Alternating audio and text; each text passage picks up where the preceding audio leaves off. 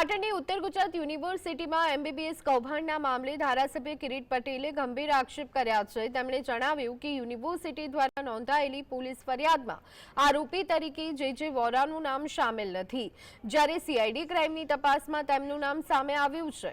આ ઉપરાંત ઉત્તર વહીમાં ગુણ સુધારણા દરમિયાન સરવાળામાં ભૂલો થઈ હોવાનું અને તેમાં જે વોરાની સહી હોવા છતાં યુનિવર્સિટી અને પોલીસ તેમને બચાવી રહ્યા હોવાનો આક્ષેપ કિરીટ પટેલે કર્યો છે।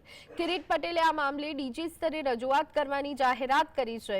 તેમણે ચેતવણી આપી છે કે જો પોલીસના ઉચ્ચ અધિકારીઓને મળવા છતાં કોઈ કાર્યવાહી નહીં થાય તો જે વોરાને બચાવનારા તમામ સામે કોર્ટમાં પિટિશન દાખલ કરવામાં આવશે।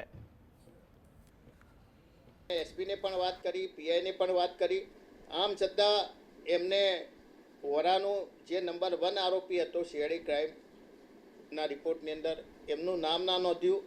બીજા દિવસે અમે નામદાર હાઈકોર્ટની અંદર આ રજૂઆત કરી અમારા વિદ્વાન વકીલ શ્રી બુચ સાહેબે, અને હાઈકોર્ટે લેખિતમાં કહ્યું કે તમારે પોલીસે સીઆઈડી ક્રાઇમનો રિપોર્ટ તેને લેવો, એ અનુસાર તપાસ કરવી અને એ પ્રમાણે ચાર્જશીટ કરવી।